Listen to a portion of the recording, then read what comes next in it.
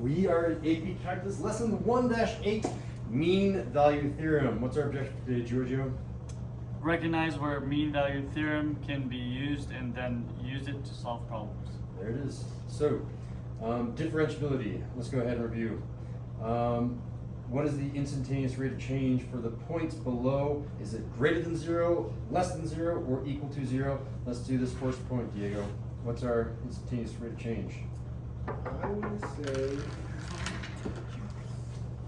say it's greater than 0. It is greater than 0. Yeah, very nice. So if you want to go ahead and draw the tangent line, it is indeed greater than 0.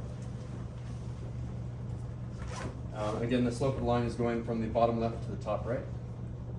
And Giorgio, what about this next point?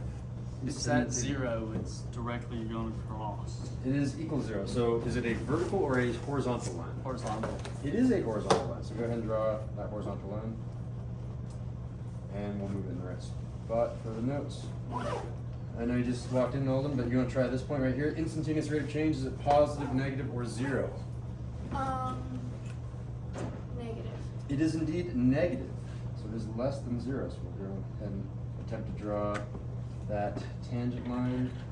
Oop, that's not what I wanted to do. And we'll move it to the right spot.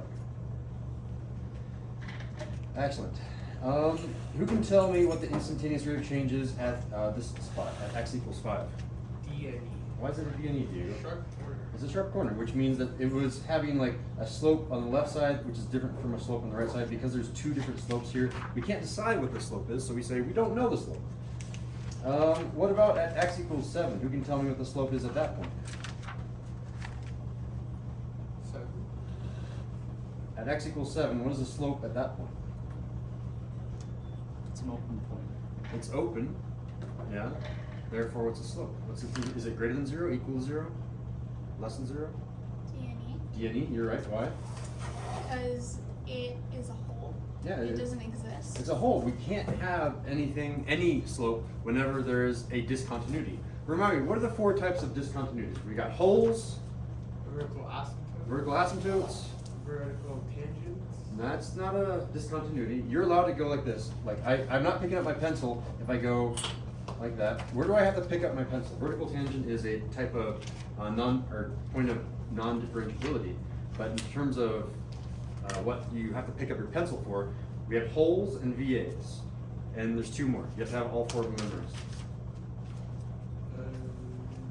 So we have, this one is a hole. Yeah. Gaps. Gap means that the left piece and the right piece don't match up. We have the vertical asymptote where it goes like this and like this. And what's the last one? Infinity? No, wait, because that's vertical. That's a VA. A vertical asymptote. Did you say gaps? We got gaps right Okay. here. I'm struggling. What's the last one? It's this one right here.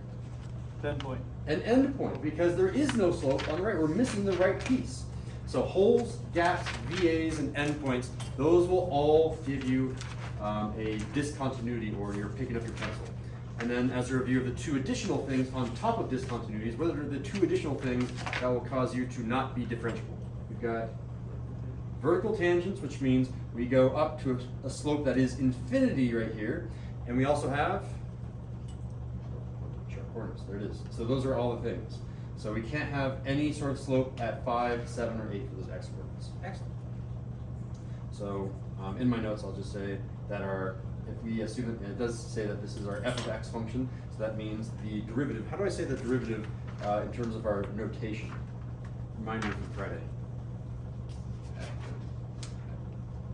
How do I say this thing right here? Oh, F prime. F prime of 1, and we said that one was greater than 0. This one was f prime of 2, which we said was equal to Giorgio. Giorgio told us it's equal to 0. Alden told us that f prime of 4 was less than 0, and then these f primes of 5s does not exist. F prime of 7 does not exist, and f prime of 8 does not exist.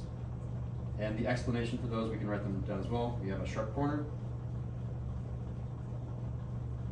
We have a discontinuity.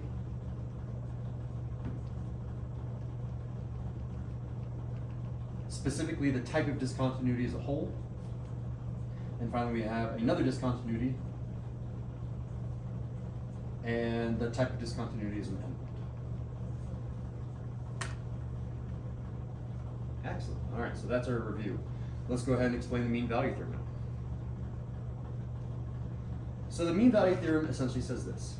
I'm going to look at the slope from some interval. Wait, did you skip 6? You did. I skipped 6. Sorry.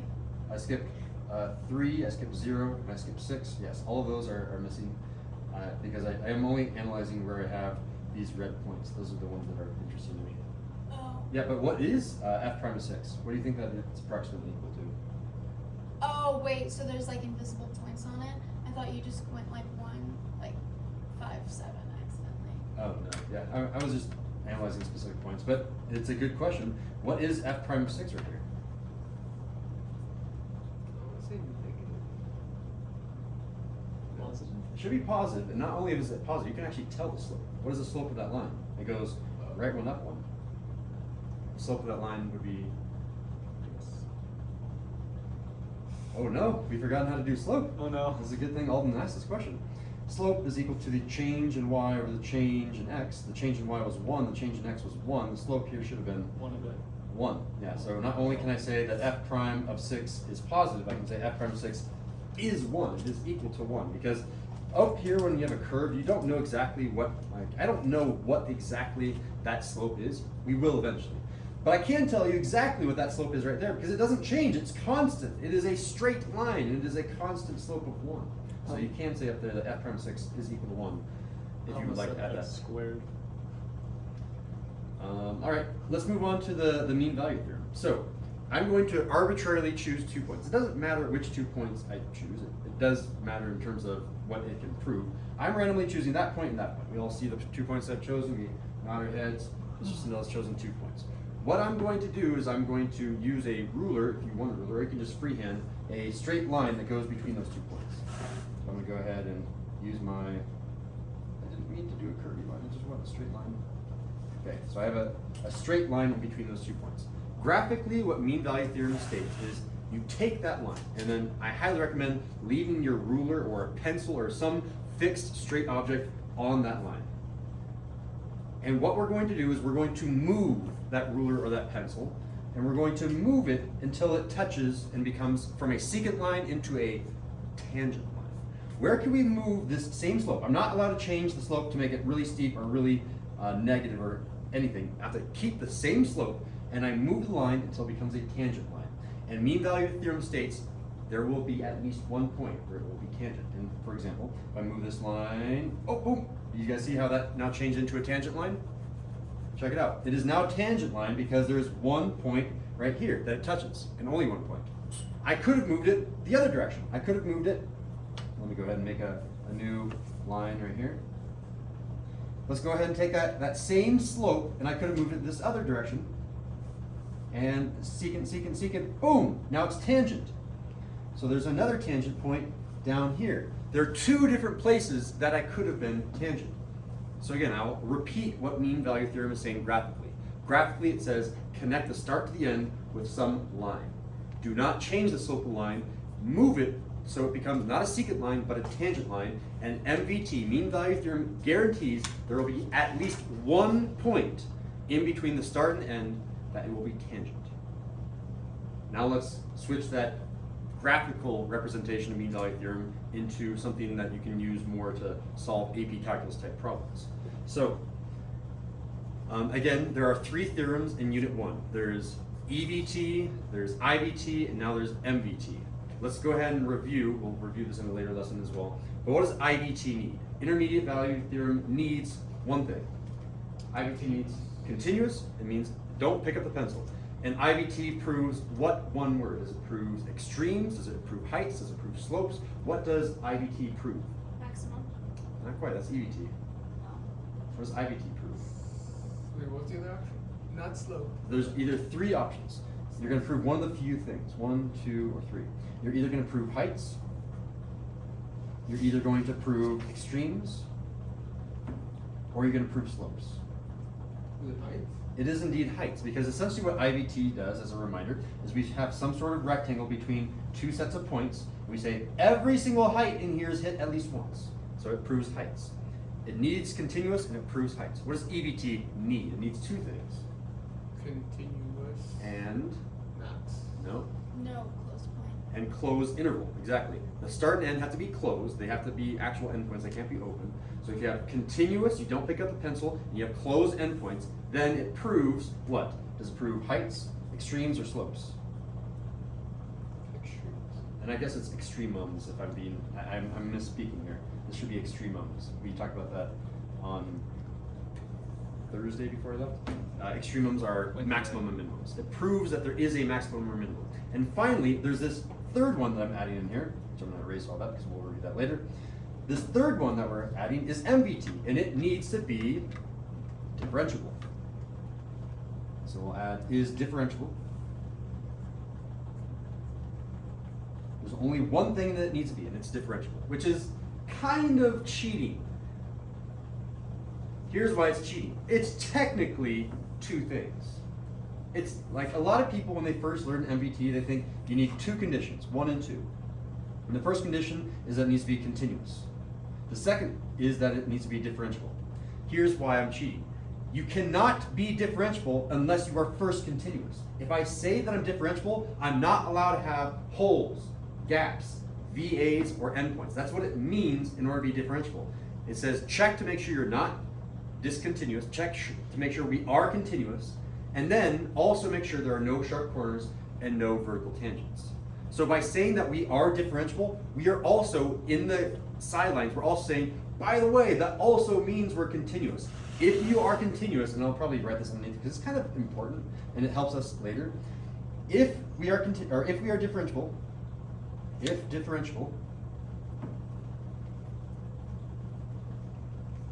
then continuous.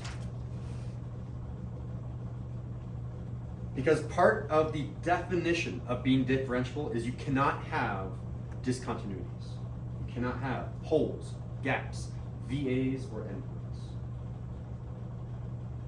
Okay, so really it's saying two things, but all you have to remember is one. Yeah. No endpoints and no sharp corners? No endpoints, holes, gaps, VAs, sharp corners, or vertical tangents. That's what I'm saying here.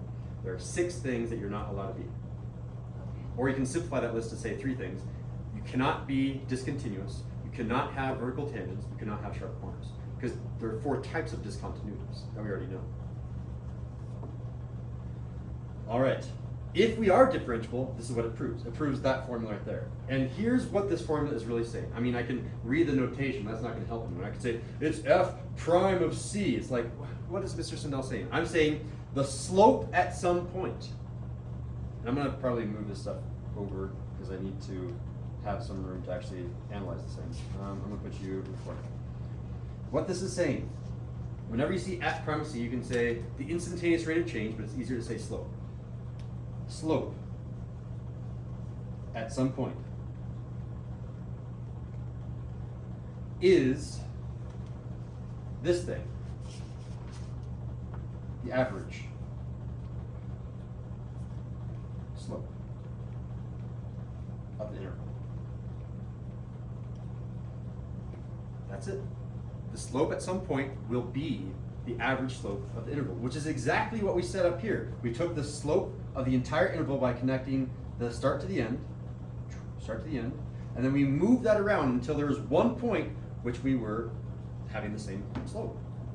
So this is the algebraic interpretation, which is much more useful because it allows you to plug in numbers and check if that's true or not. All right, let's go ahead and apply that. All right, let me give you an example 1. So, let f be differentiable. Every single time you see these 3 words, continuous, closed, or differentiable in a question, underline it. Just remind yourself, oh, that unlocks a certain theorem. I underline differentiable. That unlocks 2 theorems. What? Mr. Sandell, you've only taught us 1 theorem about differentiability. It unlocks 2 theorems. You can tell me what they are and why. Give me one of them at least. MVT. It unlocks MVT, right? MVT above us. It unlocks MVT. MVT is now guaranteed But if I'm differentiable, aren't I also differentiable implies continuous. Oh, if it's continuous, it unlocks EVT? IVT. Oh. EVT not only needs continuous, it also needs closed. We don't know if we're closed on this interval. So just saying differentiable now unlocks two theorems. Because today is all about mean value theorem, it's probably going to be mean value theorem. And it gives us, hey, the height at 3 is 8. The height at 6 is 17. Notice how I'm saying that. I'm not saying f of 3 is 8 or is equal to 8. It's the height at 3 is 8. The height at 6 is 17. Okay. Now we need to explain, and this is not really an AP question, this is just a dipping your toe in the water type of question.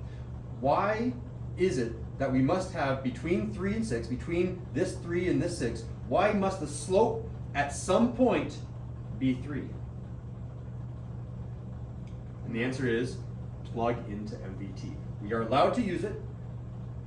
If we're allowed to use it, write it out. Let's see if you guys can remember from the front side. Try writing it out without looking. What did it really say?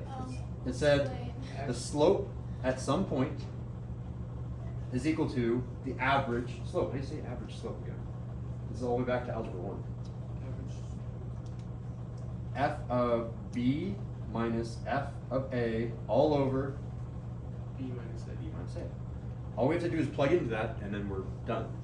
Let's try it. So let's try the C. Oh, it tells us that there's some value. We don't know if that C is, but we're just going to leave it F prime of C. There's nothing to plug into C. Sometimes there's something to plug into C. In this case, it doesn't say what C is. So we just say, okay, we know C is somewhere between 3 and 6. We're going to leave it like that.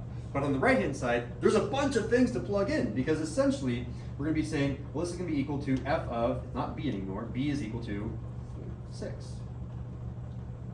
minus F of 3, good, all over, someone aside from Diego, 6 minus 3. 6 minus 3. And then we can go ahead and simplify that. I'm going to come back up here and say, that means F prime of C, I'll do like a little arrow to let us know that we've moved up here, we ran out of room, is equal to, do we know what F of 6 is? 17. Oh, look at that. It says F of 6 is 17, so I can replace 17 with F of 6. I can now say that 17 minus someone aside from Diego, what's this next one going to be? I'm trying to figure out. 8. Yeah, exactly. F of 3 is F of 3, and F of 3 is 8. So say minus 8. This is all going to be divided by, again, 6 minus 3. And finally, I can say down here, F prime of C is equal to, here, let's simplify this a little bit. 17 minus 8, everyone shout out.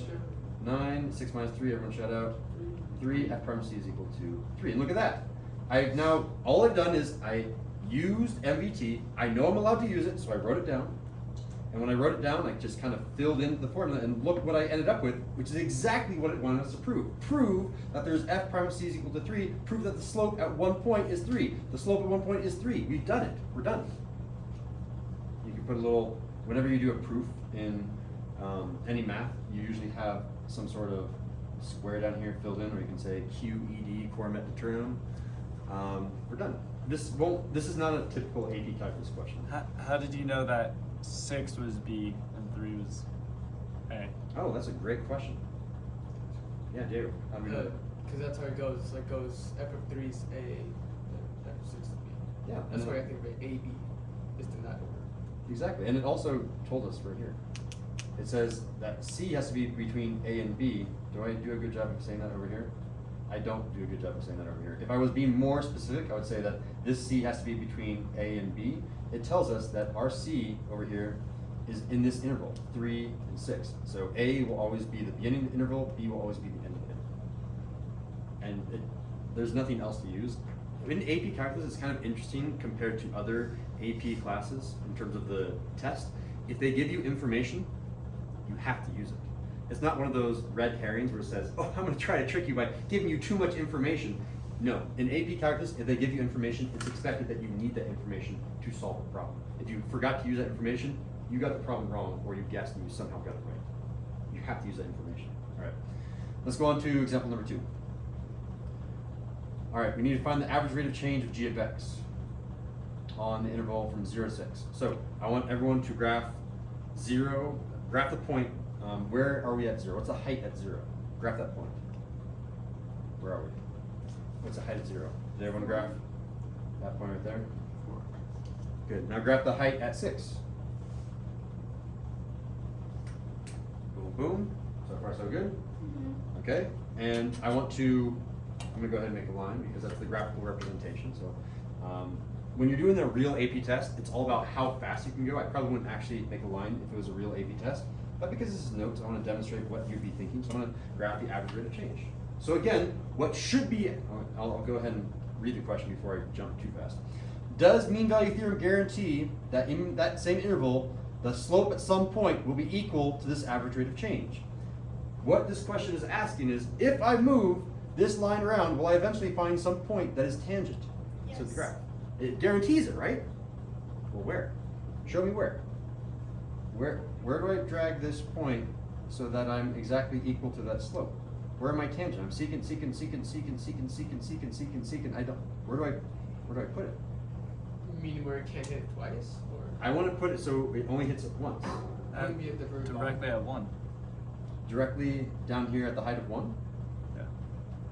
But what is the slope at this point? There's Unique, no it's slope. such a sharp corner. Oh, interesting. Why is there no slope, Alden? Because it's a sharp corner. Sorry. Yeah, there's no slope there. You guys are claiming that the slope, we can all be on the same page here. The slope of that line is 0. It's a flat line. There's no heartbeat. The slope is 0. If I move this slope, I should eventually be able to move it and say, okay, where do I have a slope of 0? That doesn't have a slope right here. Where do we have a slope on this line of 0? We don't. There is no slope of 0. There's clearly a slope of -1. We go down 1, right 1. There's clearly a slope of +1. We go, I guess technically up 1 and right 1. So where do you have a slope of 0? You don't. Now this is the hard question. Why? Because is this graph even MVT? What about that? Is it MVT at all? What do you mean? Because I thought MVT couldn't be the sharp corner. Wait, MVT cannot be sharp corners? Yeah. What does MVT need in order for it to be active? Continuous. Differentiable. Differentiable. Is this function right here differentiable at every point in between 0 and 6? No. No, it's not. We did not satisfy the conditions of mean value theorem. Therefore, it does not guarantee that. So it's like, this is kind of the key word here. You don't really need to underline it, but maybe I'll highlight it in here. Is asking, do we guarantee a value of C? And the answer here is no. No. Why? Because not differentiable on that interval. I'll say on 0 to 6. And if I want to be an overachiever here and really show that I know how to talk AP calculus, I'll say specifically at x is equal to 3 because sharp corner. If you don't have every single point in that interval be differentiable, then MVT does not apply to that interval. And that is a very common question. I would say 25% of the time when it's talking about MVT, maybe a little bit less, but around that amount of time, it will ask the question, is it guaranteed that there will be a slope in that interval? And the way that you answer that is, oh, well, by mean value theorem, no, because we're not differentiable. No. Alright. All right, cool. So you've seen one easy application, you've seen one harder application on proving that it doesn't exist. I still haven't gotten to the really, really hard, spicy problem, but that's kind of a good little intro to MVT. Our objective today was to see when you can use MVT and to solve problems with MVT. How you guys feeling on a 55 for that objective? 6. 5, 4, and a 4. All right, very nice.